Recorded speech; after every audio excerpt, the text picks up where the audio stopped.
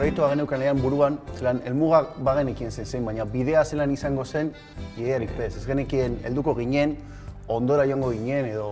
Bai, da, askotan esaten ginen, posible izango da hau egitea.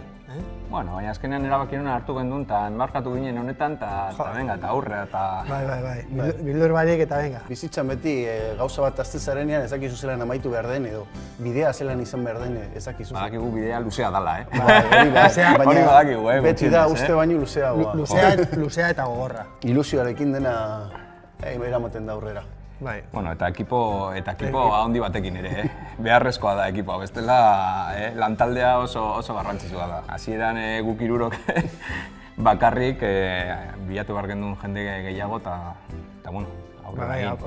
Apurke jende baten beti, bat laguntzeko papelakaz, bestea informatikoe, da jente guztie...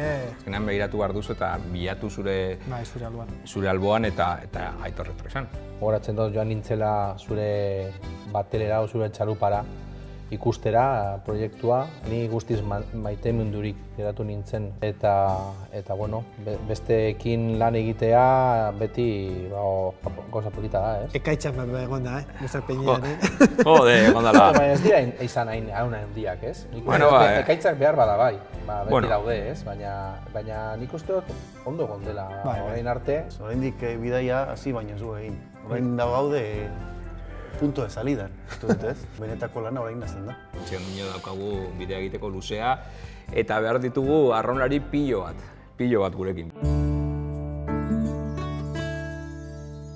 Orain badaukagu gure Practice Your Music aplikazioa, gaude bidean.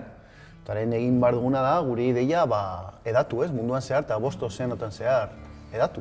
Eta lehenengo portua da, hori, trainerarekin sartzea Microsoften, ez? Eta etorri zen gogoratzen duzu, zelan etorri zen Montse, aplikazioa ikusterakoan, zelan hau Madrilen ikusi behar dute.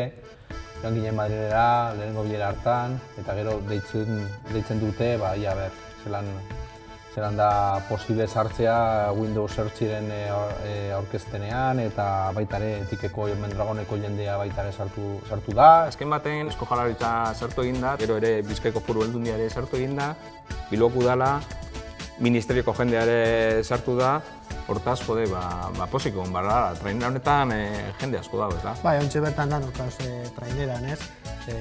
Gure intentzioa da, traineran danok gauzena, baina trainera zemetetan handiagoa izatea asko zobeto, ez? Azkenean trainera jende piloa dau eta itsasoa oso zabala da, eta ez du mugarik, eta, bueno, azken baten laguntza ezinbestekoa izan da, eta seguramente izan beharko da.